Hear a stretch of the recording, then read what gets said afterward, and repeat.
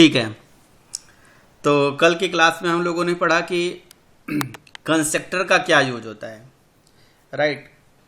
तो कंस्ट्रक्टर का जो सबसे बड़ा यूज होता है वो होता है ऑब्जेक्ट क्रिएशन के टाइम पे डेटा को इनिशियलाइज करना, राइट।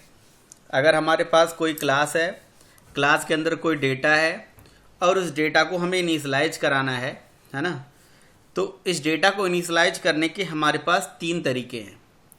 पहला तरीका ये है कि हम अपने क्लास का ऑब्जेक्ट बनाएं, है ना, और उस पर्टिकुलर ऑब्जेक्ट पे हम डॉट लगा के डेटा एक एक करके असाइन करें। यानी कि student S dot something S dot something S dot something, right. तो एक एक करके अगर हम डेटा इनिशियलाइजेशन करेंगे, डॉट लगा के करेंगे, तो वहाँ पे टाइम ज़्यादा लग जाएगा, है ना, वहाँ पे टाइम ज़्यादा लग जाएगा, लेंथ ऑफ कोड हमारा बढ़ जाएगा, कॉम्प्लेक्सिटी भी होगी, राइट।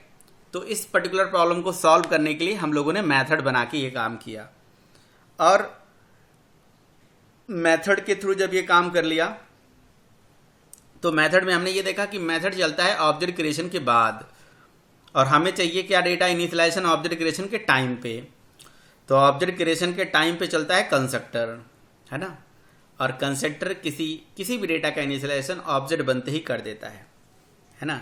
जैसे ही ऑब्जेक्ट बना, लिखा हमने न्यू स्टूडेंट, इसके लिखते ही कंस्ट्रक्टर कॉल हुआ। अभी एक डिफ़ॉल्ट कंस्ट्रक्टर कॉल हुआ, राइट। और अगर हम यहाँ पे इसके अंदर वैल्यू पास करते हैं तो ये पैरामीटराइज कंस्ट्रक्टर कॉल हुआ, ठीक है। तो डिफ़ॉल्ट कंस्ट्रक्टर आप बोल सकते हो कि तब हमें बनाना चाहिए जब हम अलग अलग ऑब्जेक्ट पे सेम वैल्यू इनिशियलाइज करना चाहते हैं, और पैरामीटराइज कंस्ट्रक्टर तब बनाना चाहिए जब हम अलग अलग ऑब्जेक्ट पे अलग अलग वैल्यू इनिशियलाइज करना चाहते हैं। तो अलग अलग ऑब्जेक्ट पे अलग अलग वैल्यू, तो पैरामीटराइज कंस्ट्रक्टर, और अलग अलग ऑब्जेक्ट पे सेम वैल्यू, तो नॉन पैरामीटराइज कंस्ट्रक्टर, यानी कि डिफ़ॉल्ट कंस्ट्रक्टर। इस तरह से आप यूज कर सकते हैं, ठीक है। तो रवि ये पूछ भी रहा था एक दिन कि सर ऐसा कर दें तो क्या होगा। अगर ऐसा करते हैं तो इसमें हम वैल्यू अपने हिसाब से देते हैं, और हम चाहें तो हम यूज़र से भी इनपुट लेके इसके अंदर वैल्यू पास करा सकते हैं। अगर आप चाहो तो मैं करा दूंगा, या आप खुद कर सकते हो। बाकी कोई क्वेश्चन है आपका तो वो पूछिए, कुछ भी क्वेश्चन, कोई क्वेश्चन, क्लास, ऑब्जेक्ट, कंस्ट्रक्टर, इन तीनों चीज़ों से रिलेटेड, मतलब जो भी अभी टॉपिक पढ़ा दिया उस किसी भी चीज़ से रिलेटेड आप क्वेश्चन पूछ सकते हैं। नहीं पूछोगे तो मैं पूछूंगा। हाँ जी, हाँ जी सर। सर पूछो सर, रवि। ये जो ऑब्जेक्ट बनाए हैं, हम चाहते हैं कि एक ही में सब डेटा डालें, हो सकता है? ऑब्जेक्ट हमने बनाया है, ये बनाया है, ठीक है। अब आप क्या चाहते हैं? आज ऊपर जाइए सर, ऊपर ले जाइए कर्सर। ये जो S1 और S2 का वैल्यू AC में आए। अरे कहाँ लेके जाऊं बताओ तो। ये वाला S1 और S2 का जो भी वैल्यू है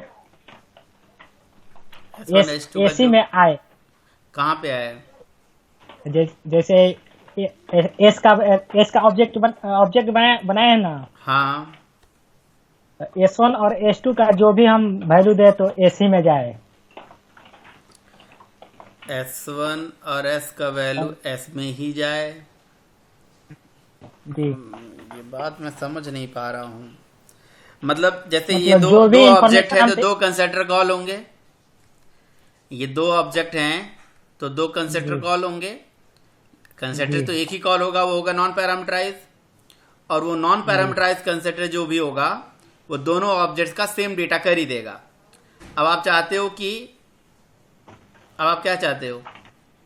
चाहते हैं कि एक ही में जाए, एक ही कोई में भी किसी, हाँ, कोई भी ऑब्जेक्ट में जाए तो एक ही में जाए इंफॉर्मेशन।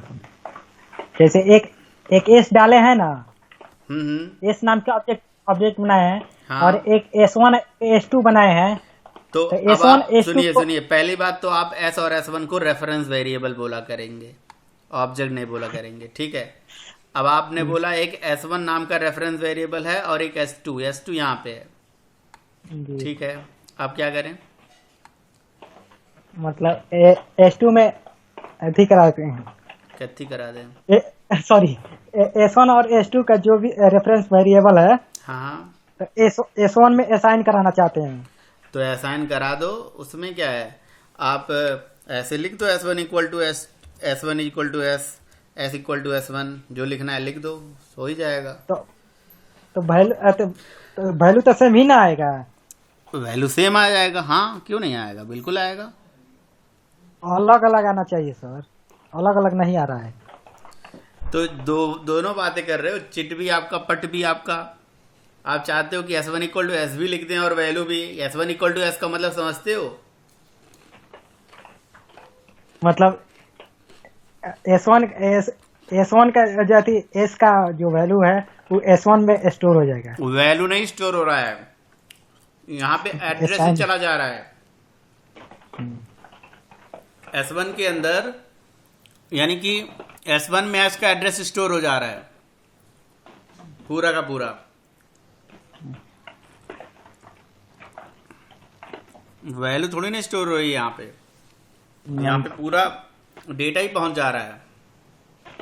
इसका डेटा अजरी एड्रेस ही, तो जब दोनों का एड्रेस कॉमन हो जाएगा तो कहीं पे भी कोई चेंज मारोगे वो दोनों पे रिफ्लेक्ट करेगा ना जी।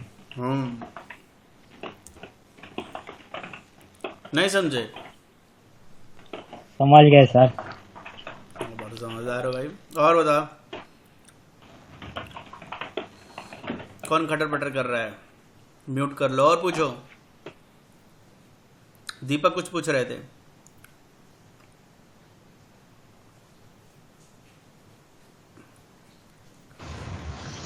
सर आपकी आवाज चली गई। हेलो, अभी नहीं आ रही आवाज? हेलो जी सर, क्या बोल रहे थे आप? मैं कह रहा हूँ कि आप क्या पूछ रहे थे, कुछ पूछ रहे थे क्या? नहीं नहीं, मैं कुछ नहीं बोल रहा था।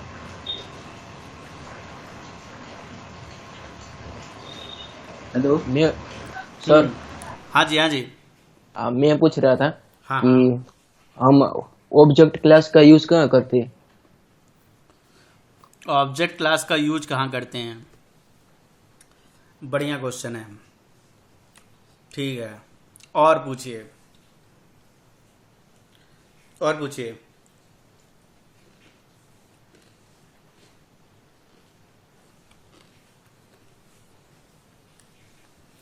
निशांत,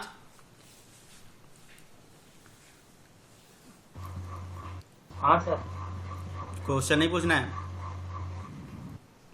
नहीं सर, सब क्लियर है। सब क्लियर है?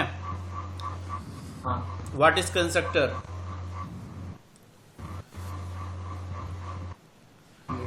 सपोज करो इंटरव्यूअर के सामने गए हो, आपको बताना है व्हाट इज कंस्ट्रक्टर, कैसे बताओगे?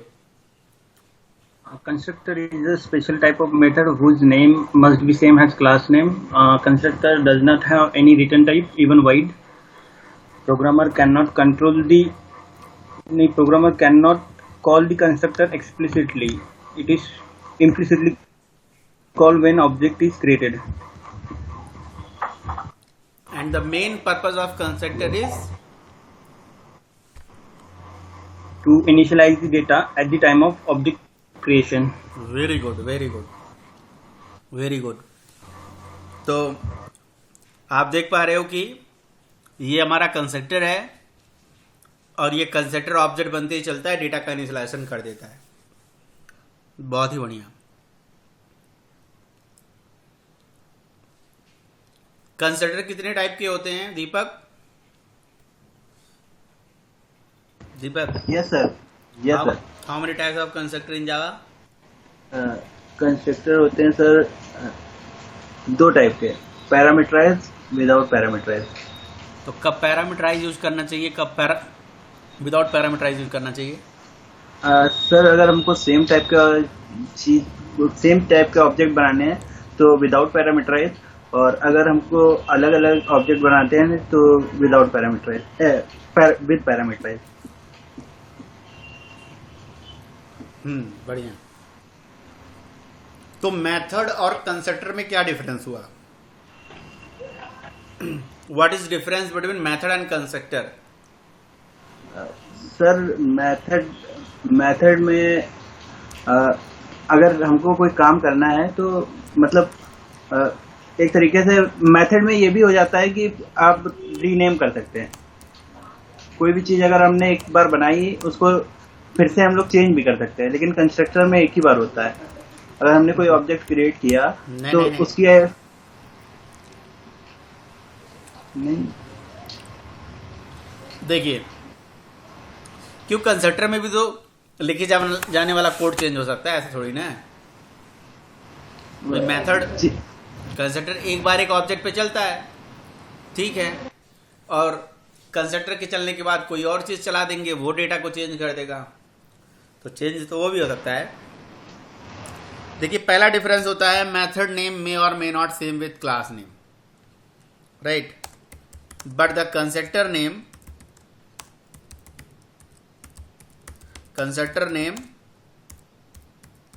must be same as with class name. अभी ऑब्जेक्ट क्लास का यूज बताऊंगा मैं, देव, है ना। पहले ये देख लीजिए, मेथड का नेम कंस्ट्रक्टर क्लास के नेम से सेम हो भी सकता है, नहीं भी हो सकता है समझे। बट कंस्ट्रक्टर का नाम क्लास के नेम से सेम होना जरूरी है। Method name may or may not same with the class name, but constructor name must be same as with the class name। अच्छा, समझ रहे हो ना इसका मतलब जैसे क्लास के अंदर एक क्लास का नाम A है, तो मे भी मैं कोई मेथड बनाऊं और वाइड A ऐसे करके बनाऊं, क्या पॉसिबल है? बिल्कुल है। मतलब ये है मेथड, कैसे पता चल रहा है मेथड है? क्योंकि इसका रिटर्न टाइप है। इसका नाम क्लास के नेम से सेम हो सकता है, हाँ हो सकता है। तो आपसे ऐसा क्वेश्चन पूछा जा सकता है कि कंस्ट्रक्टर का रिटर्न टाइप हो सकता है, ऐसे लगा सकते हैं, हाँ लगा दीजिए, कोई दिक्कत नहीं है, ये नॉर्मल मेथड की तरह बिहेव करने लगेगा, ठीक है। बाकी लेकिन अब इसका नाम कुछ और भी हो सकता है, लेकिन कंस्ट्रक्टर का नाम क्लास के नेम से सेम होना जरूरी है, ठीक है। अगला जो डिफरेंस है, कहते हैं method must have return type, है ना, बट कंस्ट्रक्टर मे और मे नॉट, हो सकता है, नहीं भी हो सकता है। Sorry very sorry, method must लिख दिया मैंने, must. Method must have return type, constructor have no any explicit return type, have no any explicit return type,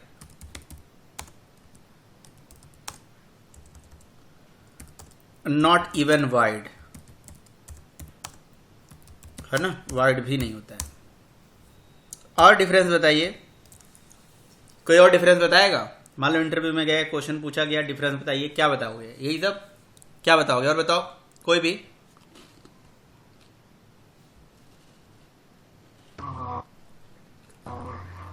sir method को ऑब्जेक्ट रेफरेंस वेरिएबल से कॉल करना पड़ेगा और कंस्ट्रक्टर डायरेक्ट कॉल हो जाएगा जब ऑब्जेक्ट क्रिएट करेंगे तब। हाँ, मतलब on one object method may be called multiple time, है ना, but constructor invoke only once on a single object, ठीक है, सही बात है। एक ऑब्जेक्ट पे कंस्ट्रक्टर एक ही बार चलता है और मेथड बार बार चलता है। तो ऐसा कोई काम जो किसी कंस्ट्रक्टर में एक बार कराना है ऐसा कोई काम जो किसी कंस्ट्रक्टर पे एक बार कराना है, वो आप सर किसी ऑब्जेक्ट पे एक बार कराना है वो कंस्ट्रक्टर से कर सकते हो। जैसे किसी ऑब्जेक्ट का नाम वाम सेट करना या जो भी है। अब नाम तो ज़िंदगी में एक ही बार डिसाइड होता है, हमेशा बदलता थोड़ी ना। रोल नंबर डिसाइड हो गया या जो भी डिसाइड हो। और बताइए, और कोई?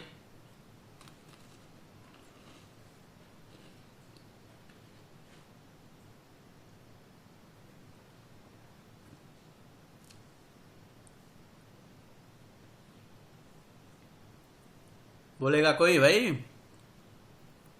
सब लोग सो गए?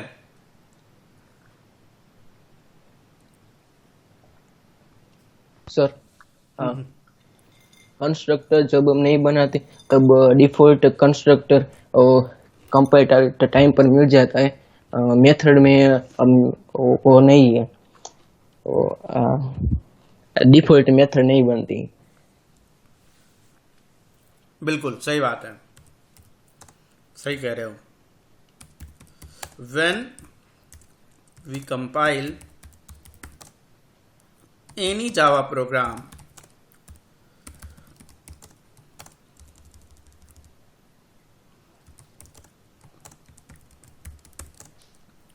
default constructor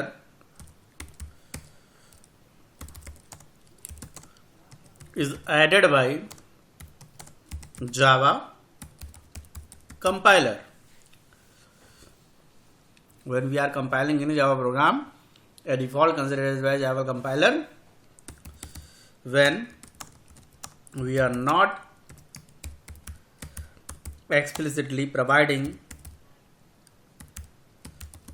any constructor in a program.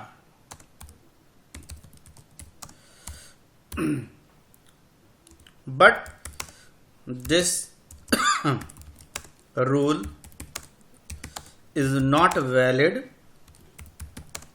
for method. Method के लिए वैलिड नहीं है। ठीक है, बढ़िया बताया आपने। रवि तुम भी बताओ, कल पूछना ही है, बता अभी तो। बोलो डिफरेंस। रवि बताओ फटाफट।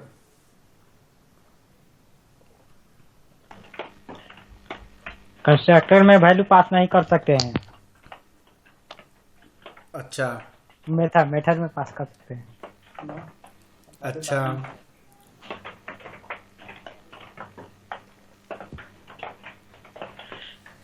बताओ भाई, आप लोग सही बोल रहे हैं ये?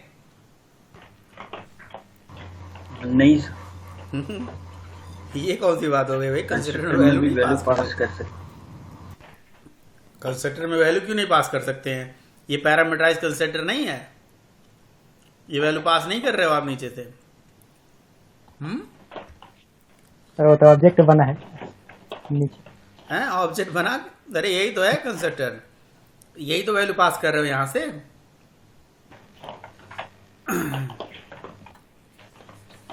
यही तो वैल्यू पास कर रहे हो।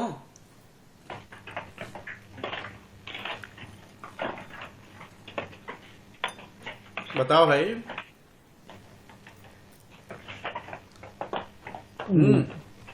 जी सर। और कोई डिफरेंस बताओ। सर हाँ। वो हम रेफरेंस वेरिएबल बोल सकते हैं कि वो होल्ड करके रखता है, और मेथड में देखो इस तरह से डिफरेंस गिनोगे तो बहुत सारा होगा, बट कुछ important difference. Method represent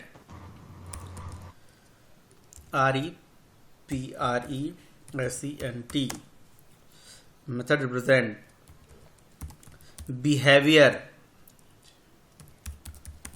of an object, but constructor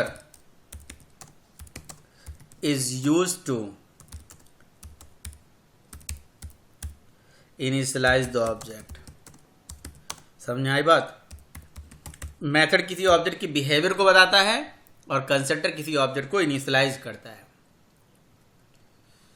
समझे?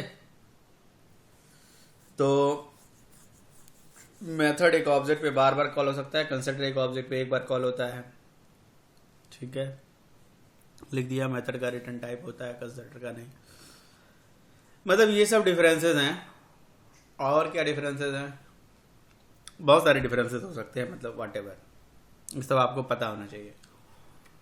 मेथड भी दो टाइप के होते हैं, डिफॉल्ट, पैरामीटराइज।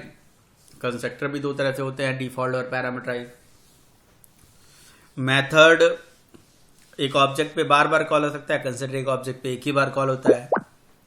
ठीक है, मेथड जो होता है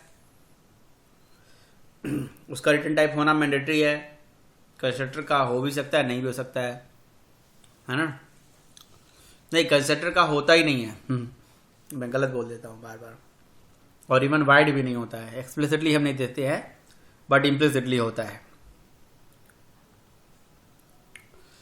ठीक है। अब बात आ जाती है कि जब हम किसी क्लास का ऑब्जेक्ट बनाते हैं, या कंस्ट्रक्टर के बारे में और बात कर लेते हैं थोड़ा सा। कंस्ट्रक्टर के बारे में क्या क्या बात करते हैं? कंस्ट्रक्टर का नाम होता है क्लास के नेम से same. Constructor name must be same as with class name, right? अगला चीज है कि भाई कंस्ट्रक्टर जो होता है उसका रिटर्न टाइप नहीं होता। तो अब सबसे पहला क्वेश्चन ये आ जाता है कि सर वाई, क्यों भाई? क्यों कंस्ट्रक्टर का नाम क्लास के नेम से सेम नहीं होता? सॉरी, होता है, क्यों? कोई बता सकता है? कंस्ट्रक्टर का नाम क्लास के नेम से सेम क्यों होता है?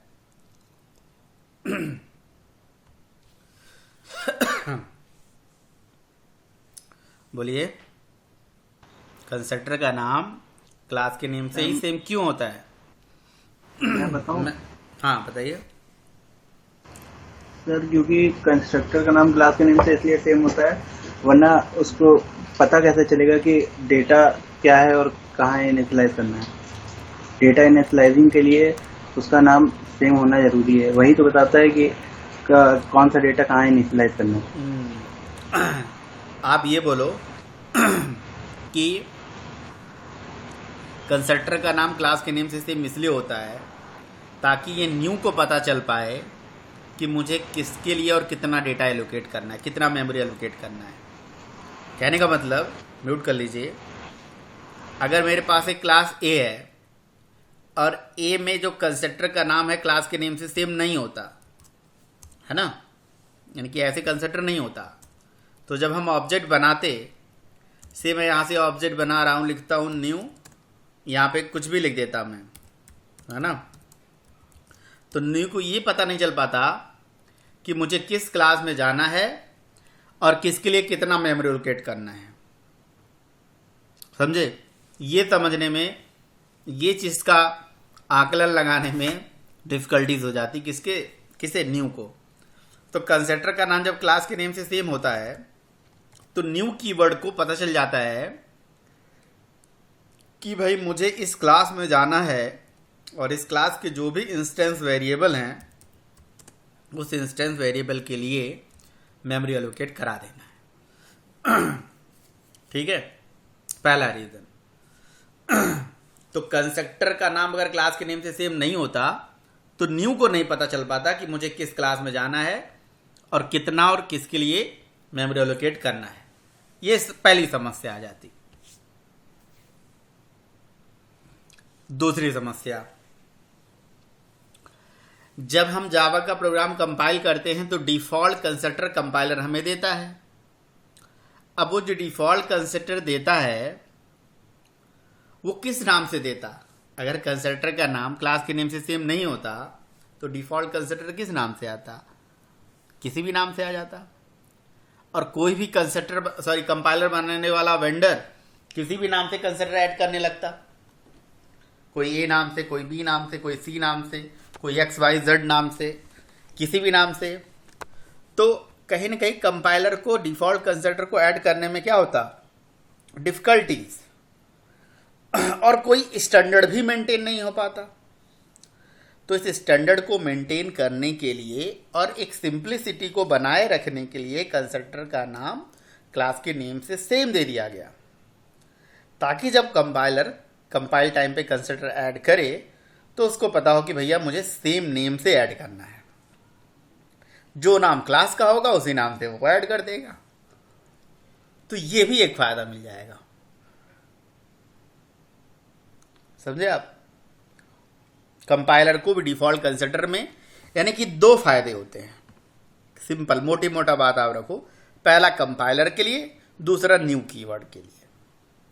न्यू को पता चल जाएगा कि मुझे कितना कैसे मेमोरी लोकेट करना है, और कंपाइलर को पता चल जाएगा कि मुझे किस नाम से कंस्ट्रक्टर ऐड करना है।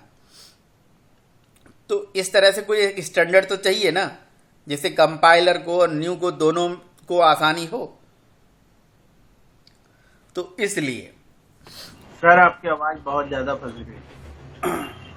नहीं आ रही आवाज।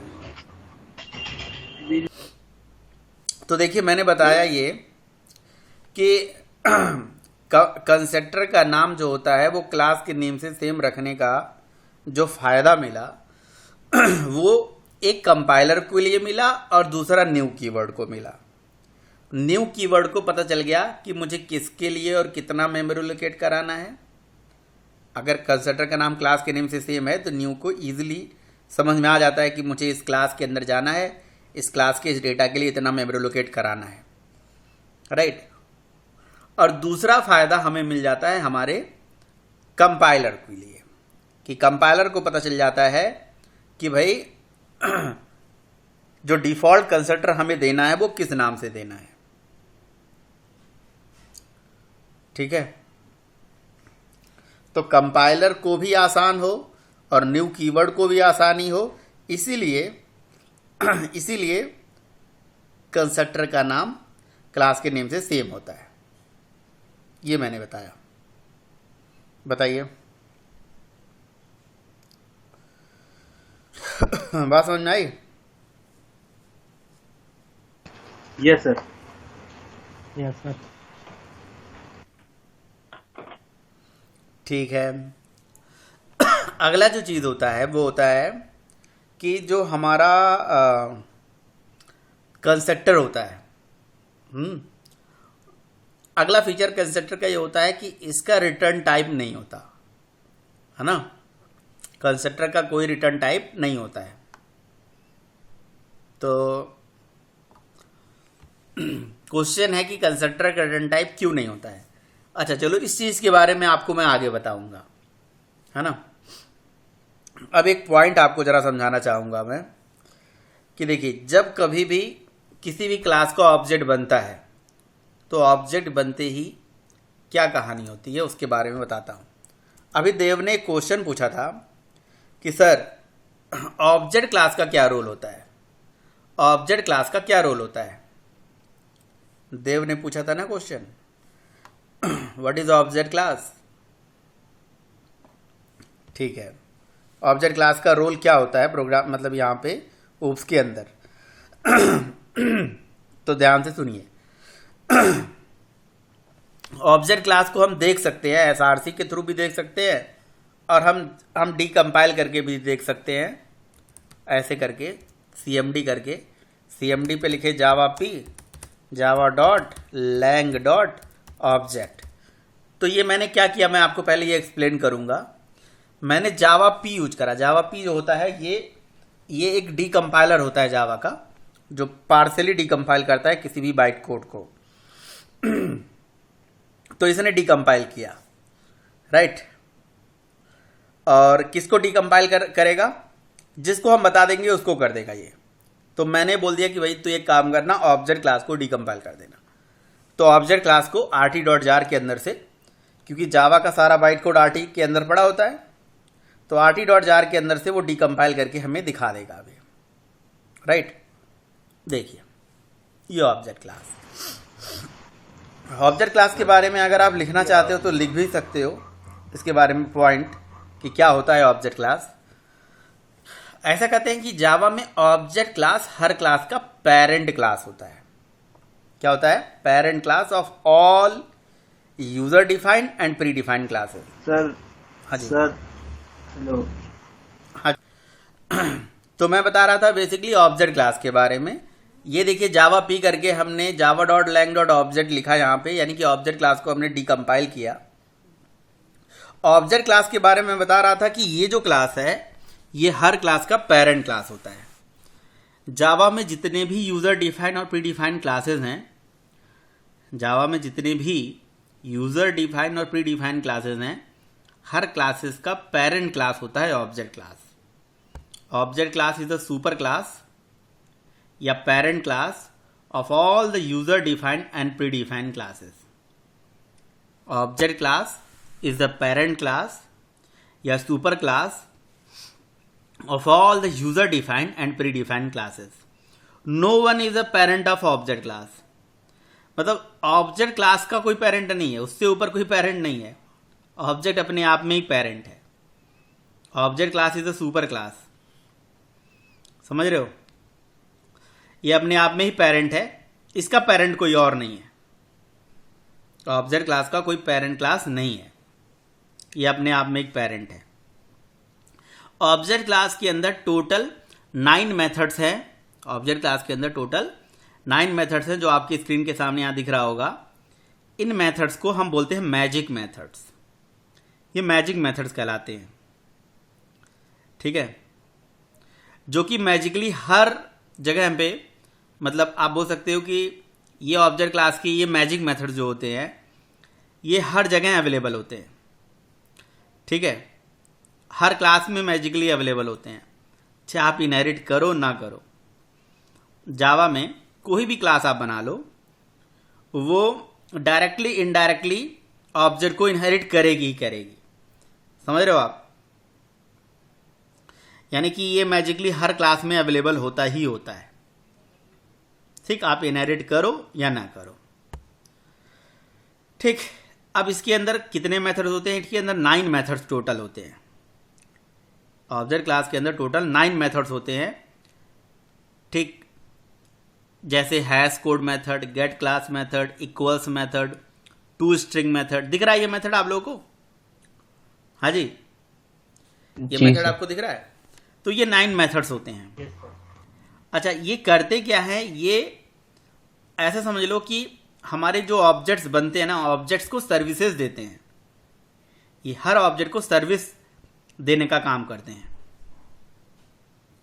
तो हम इनको एक सर्विस प्रोवाइडर मेथड भी बोल सकते हैं, जो किसी ऑब्जेक्ट को सर्विस प्रोवाइड कराते हैं, है ना? तो ठीक है।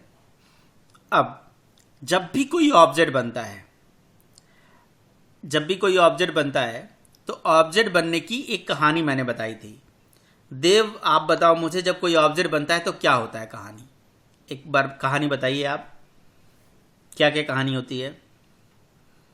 जब भी कोई क्लास का ऑब्जेक्ट बनता है तो क्या क्या कहानी चलती है इंटरनली? हाँ जी, बताइए। जब भी किसी क्लास का ऑब्जेक्ट बनता है तो क्या क्या कहानी होती है? नहीं बताओगे?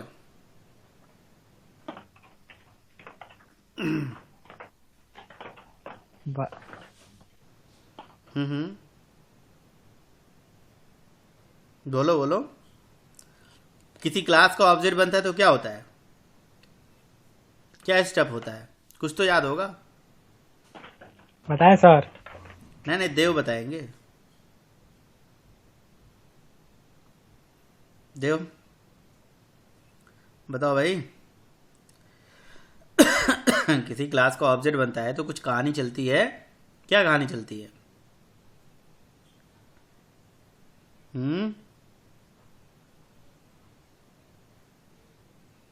नहीं याद आ रहा है? आवाज ही नहीं सुनाई दे रहा है? तुम्हें सुनाई दे रहा है रवि? जी सर। देव को क्यों नहीं सुनाई दे रहा है फिर? देव है नहीं क्या? हेलो। हाँ देव, बोल क्यों नहीं रहे हो भाई? किया सर। मैं बोल रहा हूँ जब किसी क्लास का ऑब्जेक्ट बनता है तो उसके पीछे क्या कहानी चलती है? ऑब्जेक्ट बनते ही क्या क्या होता है वो मुझे बता दो आप। किसी क्लास का ऑब्जेक्ट बनते ही कुछ होता है, क्या होता है? हम्म, बता रहे हो? अभी याद नहीं रहा आ रहा है। चलो रवि बताओ, रवि बताओ क्या होता है। जी सर, हम्म, ऑब्जेक्ट ऑब्जेक्ट बनाते हैं मेमोरी में एलोकेट करने के लिए। एम, एक ऐसी बन जाता है, क्या बोलते हैं उसका, साइज मिल जाता है कि हाँ इतना हमें डेटा स्टोर करना है हीप मेमोरी में। ठीक है। ऑब्जेक्ट बनते ही हीप मेमोरी एरिया में मेमोरी रिजर्व हो जाता ऐसे है। जी, हाँ, उसके बाद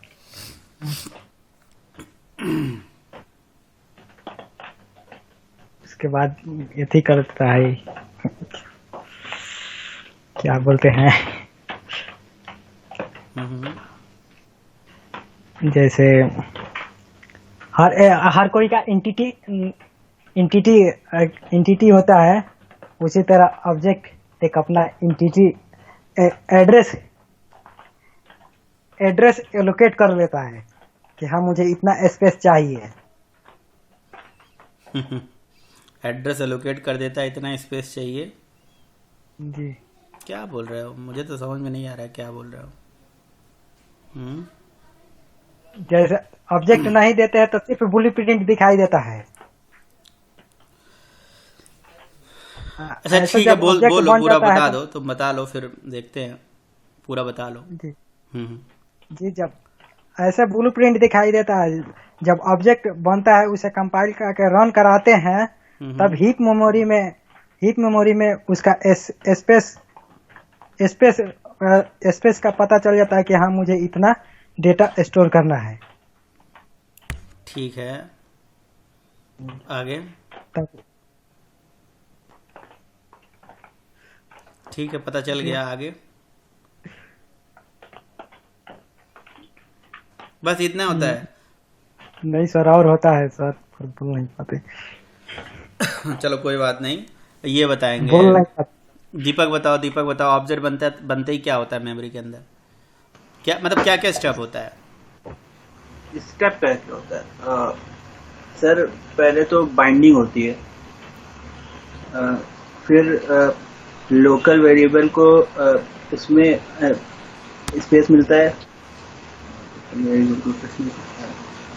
मेथड जाते हैं मेथड टेबल में। सर उत्तर सही से अभी मुझे याद नहीं है। मेथड जाते हैं सर मेथड टेबल में, और इस हीप में उसके इंस्टेंस वेरिएबल जाते हैं। अरे मुझे इन और सारी चीज़ों से मतलब नहीं है, मुझे बस ये जानना है कि ऑब्जेक्ट बनने के बाद क्या होता है, ऑब्जेक्ट की कहानी जाननी है। ऑब्जेक्ट सर का हम नहीं सर, फिर बताए ऑब्जेक्ट के सर। बिना, ऑब्जेक्ट के भी मतलब क्लास बनाने का कोई मतलब नहीं है अगर ऑब्जेक्ट नहीं बनाएंगे तो। ठीक क्लास है, का कोई सर क्या एग्जिस्ट ऑब्जेक्ट ही बना, नहीं। अब इसके बाद क्या हो रहा है? ऑब्जेक्ट बनते ही क्या कहानी चलती है? ऑब्जेक्ट बनते न्यू ही क्या लिखा, कहानी चल। स्टूडेंट, न्यू स्टूडेंट लिखा। मैं आपसे ये बोल रहा हूँ कि ये पूरी लाइन मुझे एक्सप्लेन करके बता दो, ये जो मैंने हाईलाइट किया है, बस इतना ही सर एक्सप्लेन इसका करना है। बेहतर मतलब ये है कि ऑब्जेक्ट बना और उसमें सारा डेटा असाइन हो गया तुरंत। ऑब्जेक्ट बनते ही उसमें दीपक चला गया उसमें नेम में, और मोबाइल नंबर चला गया मोबाइल नंबर में, और इसमें ये चले गई कॉलेज में ये क्या है वो, और ये सब असाइन हो गया तुरंत। असाइनिंग के लिए होता है। हाँ, शायद मैं सही से एक्सप्लेन नहीं कर पा रहा सर। ठीक है, ठीक है। सर नि- एक बार और बताएं। हाँ ठीक है, बताओ एक बार और। जैसे ऑब्जेक्ट बनता है तो मेमोरी में जाता है, जब मेमोरी में हमारा डेटा असाइन होता है तो उसको सबसे पहले जेवीएम चेक करता है, तब उसके बाद एक थ्रेड चलता है, उसके ऊपर आता है एक क्लास लोडर। मैं तो ऑब्जेक्ट की कहानी पूछ रहा हूँ तो तुम कुछ और बता रहे हो। मैं पूछ रहा हूँ कुछ और तुम बता रहे हो कुछ। हम्म। मैं तो ऑब्जेक्ट की कहानी पूछ रहा हूँ कि ऑब्जेक्ट बनते ही क्या होता है। एक किसी भी क्लास का ऑब्जेक्ट बना तो उसके पीछे क्या कहानी चलती है पूरी, वो मैं पूछ रहा हूँ। बाकी तो मैं पूछ ही नहीं रहा हूँ। तुम बाकी पता नहीं क्या क्या बता रहे हो। बताइए सर आप। निशांत बताओ, ये जो लाइन मैंने हाईलाइट करा है ऑब्जेक्ट बनते ही क्या होता है, बताया भी है मैंने, इसीलिए मैं पूछ रहा हूँ। सर ऑब्जेक्ट बनती है उसे हीप में मेमोरी में जगह मिलती है और उसे याद नहीं आ रहा है। मैं बताता हूँ। ये जो पूरा लाइन मैंने हाईलाइट किया है न्यू स्टूडेंट, तो न्यू का काम होता है ऑब्जेक्ट बनाना, यानी कि मेमोरी एलोकेट करना। बट कितना करना कैसे करना ये न्यू को नहीं पता होता है। तो इसके बारे में वो बगल में जो लिखा है स्टूडेंट, यानी कि वो कंस्ट्रक्टर न्यू को बताता है कि उसे कितना और किसके लिए मेमोरी एलोकेट करना है। राइट।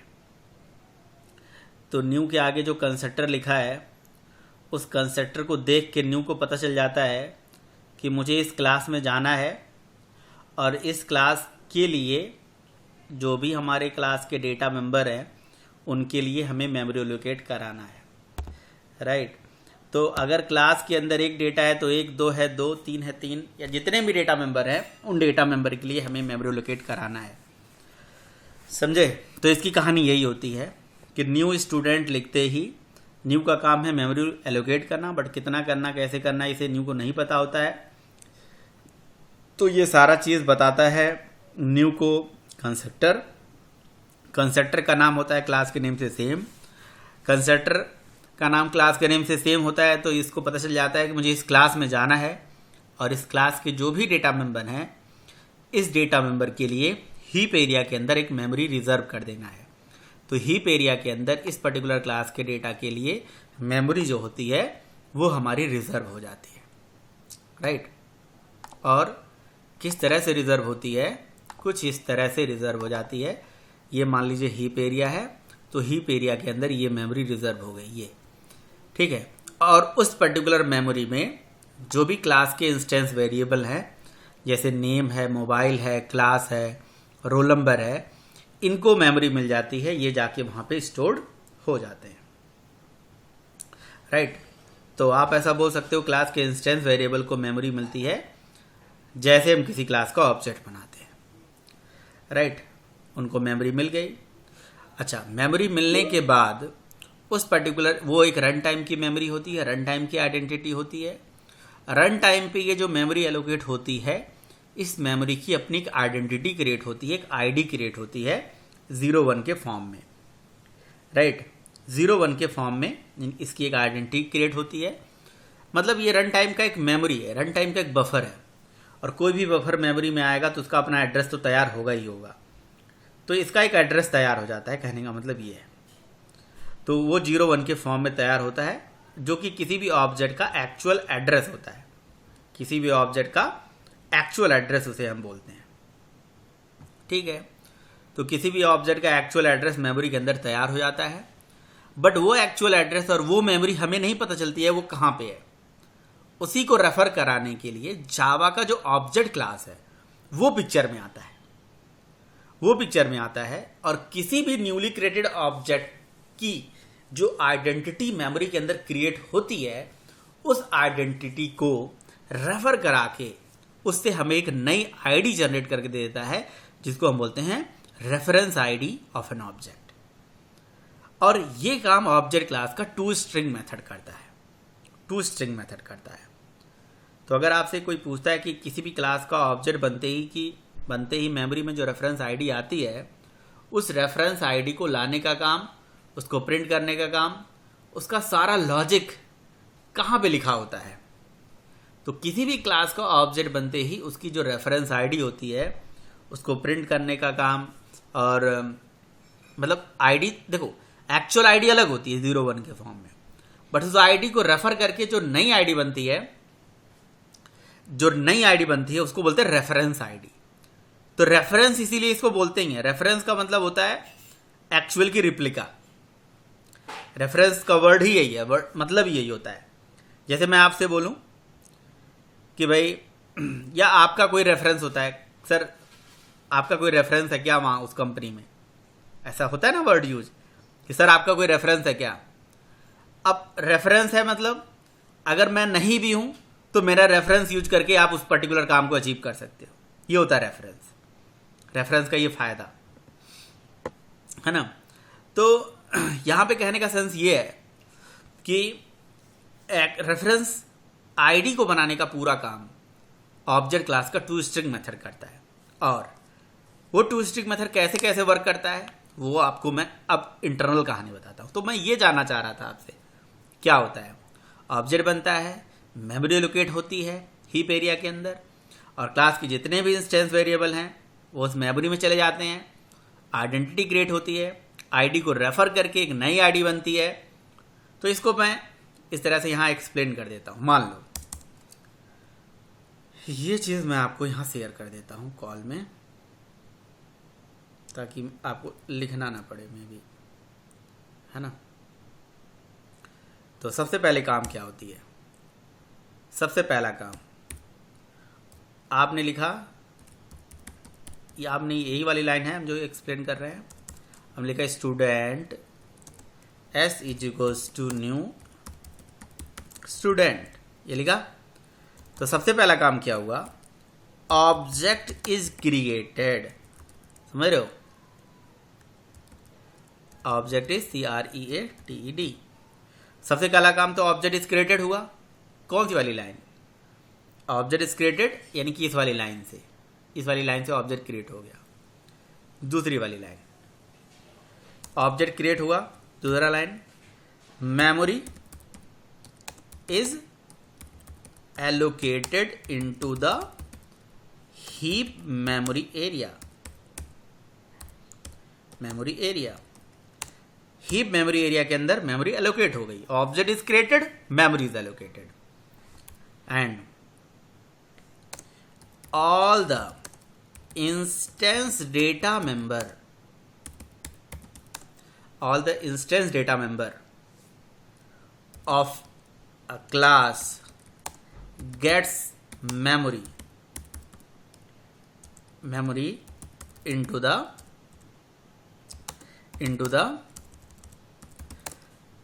into this object, समझ में आई बात। तो क्लास के जो भी मतलब आपका इंस्टेंस डेटा मेंबर है, इंस्टेंस डेटा मेंबर को उस ऑब्जेक्ट में मेमोरी मिल गई, ठीक है। Then object identity is created into memory at run time, ठीक।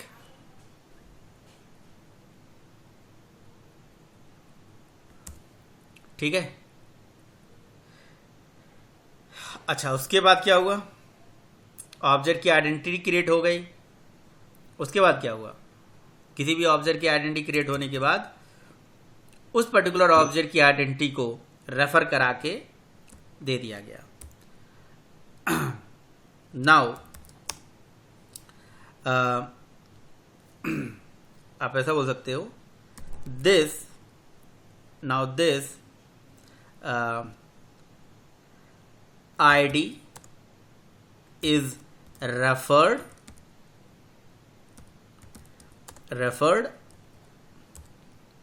by Java object class and returns a new ID called reference ID, ठीक है। ऑब्जेक्ट क्लास और ब्रैकेट में लिख देते हैं टू स्ट्रिंग मेथड, क्योंकि टू स्ट्रिंग मेथड ये काम करती है, ठीक है।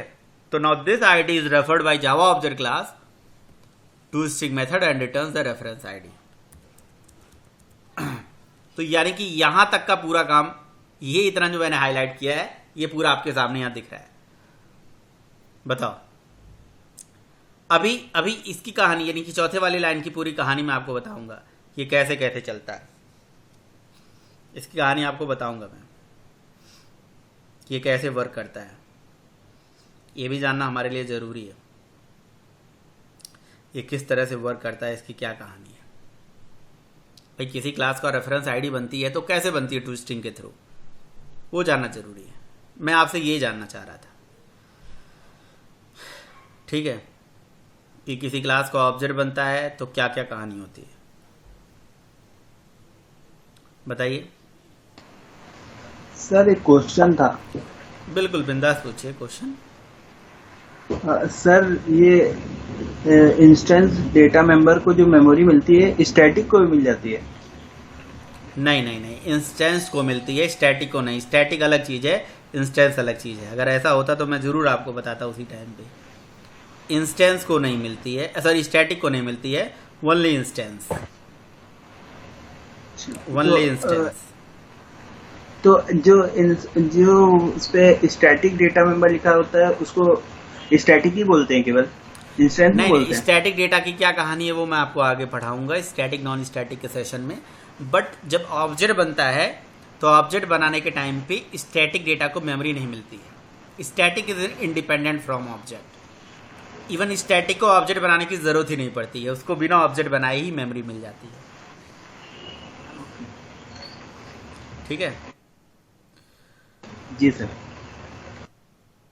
और पूछिए।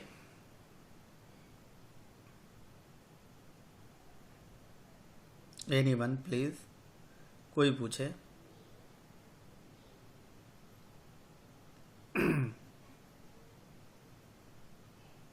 कि किसी क्लास का ऑब्जेक्ट बनता है तो क्या होता है, कोई भी पूछ सकता है। सर तो स्टैक में किसी मेमोरी मिलती है फिर? स्टैक में तो आपका लोकल वेरिएबल्स जाते हैं ना, स्टैक एरिया के अंदर लोकल वेरिएबल्स जाते हैं। Even this S variable is the reference variable, ये भी स्टैक में जाएगा। अब अगला जो काम है, यानी कि मैंने ये इतनी लाइन की कहानी बताई है केवल। अब ये जो रेफरेंस आईडी पूरी बनती है वो एक वेरिएबल में होल्ड हो जाती है। तो जो 5वां स्टेप हो गया, एक चीज मैंने यहां पे थोड़ा छोड़ दिया। Object is created, memory is allocated, है ना। और देन तीसरा step, default values are initialise to the non static data member. समझ में आई बात?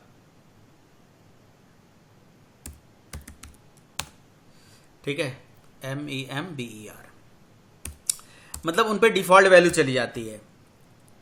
ठीक है, मतलब ये है कि जैसे मान लो कि ये मेमोरी एलोकेट हो गई तो मेमोरी में तो कोई वैल्यू जाएगी ना। जैसे ये मेमोरी एलोकेट हो गई, ऑब्जेक्ट बना, मेमोरी एलोकेट हो गई, तो यहाँ डिफॉल्ट वैल्यू चली जाती है। नेम में नल, मोबाइल में नल, यहाँ 0, यहाँ 0, 0.0 जो भी होगा वो डिफॉल्ट वैल्यू चली जाती है।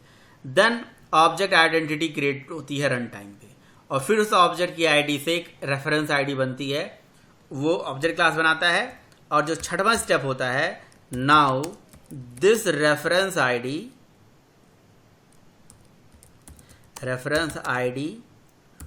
Hold into the reference variable. वो रेफरेंस आईडी रेफरेंस वेरिएबल में होल्ड हो जाता है, और ये कहलाता है रेफरेंस वेरिएबल।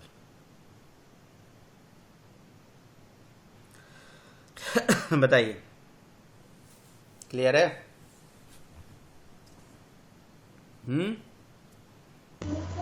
Yes sir. देखो थर्ड नंबर का एक बार समझ के देना। डिफॉल्ट वैल्यू इनिशियलाइज होना भाई। जावा में अगर किसी वेरिएबल पे कोई वैल्यू इनिशियलाइज नहीं करते हो तो उसकी डिफॉल्ट वैल्यू तो होती है ना। जावा में किसी वेरिएबल पे अब अगर आपने कोई भी वैल्यू नहीं इनिशियलाइज करा है तो हर वेरिएबल की डिफॉल्ट वैल्यू होती है। जावा में हर वेरिएबल की डिफ़ॉल्ट वैल्यू होती है, जैसे इंट की 0 होती है, स्ट्रिंग की नल होती है ना, और फ्लोट की 0.0 होती है। वो बताया गया है, अगर आप नहीं पढ़े हो तो आपको पढ़ाया जाएगा, बताया जाएगा। हर वेरिएबल की कुछ ना कुछ डिफ़ॉल्ट वैल्यू होती है,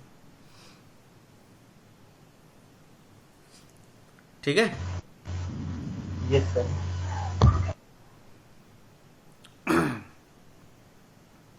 और बताइए।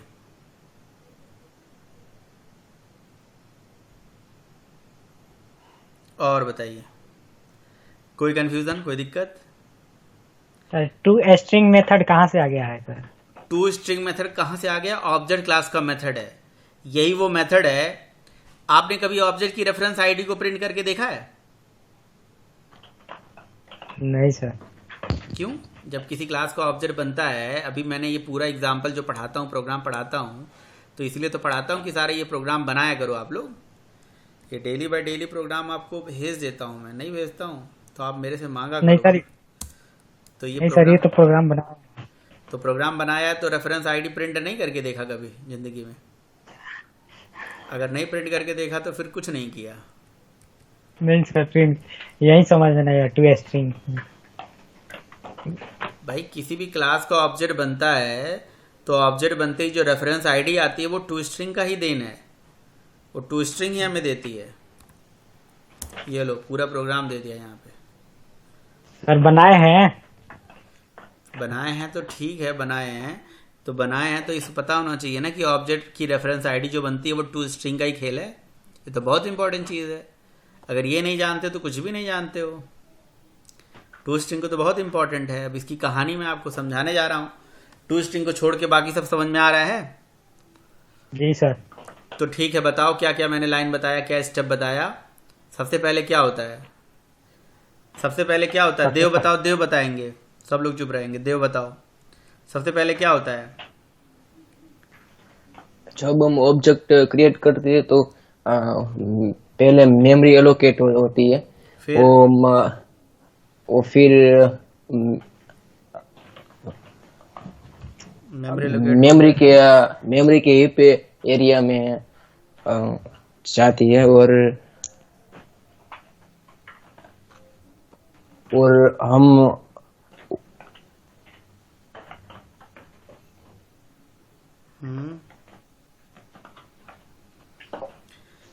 ये आपको याद करना पड़ेगा, ये लाइन आप याद कर लीजिएगा, किसके बाद क्या होता है, किसके बाद क्या होता है। याद है सर, एक मिनट। फिर वो आईडी क्रिएट होती है, फिर उसके बाद रेफरेंस होती है, डिफॉल्ट वैल्यू इनिशियलाइज होता है, रेफरेंस रन टाइम पे मेमोरी लोकेट होती है, जो भी यहाँ पे लिखा है मैंने, ठीक है।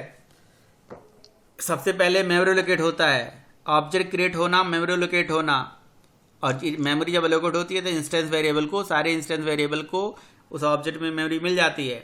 फिर उस पर डिफ़ॉल्ट वैल्यू इनिशियलाइज हो जाती है, डिफ़ॉल्ट वैल्यू सारे नॉन स्टैटिक डेटा पे इनिशियलाइज हो जाती है। और उसके बाद ऑब्जेक्ट की then object identity is created into the memory. वो एक आइडेंटिटी, एक आईडी बन जाती है, उस आईडी को रेफर करके एक नई आईडी बन जाती है जिसे रेफरेंस आईडी बोलते हैं। उस रेफरेंस आईडी को एक नए वेरिएबल में होल्ड कर दिया जाता है जिसको हम रेफरेंस वेरिएबल बोलते हैं, ठीक है। तो ये कहानी होती है।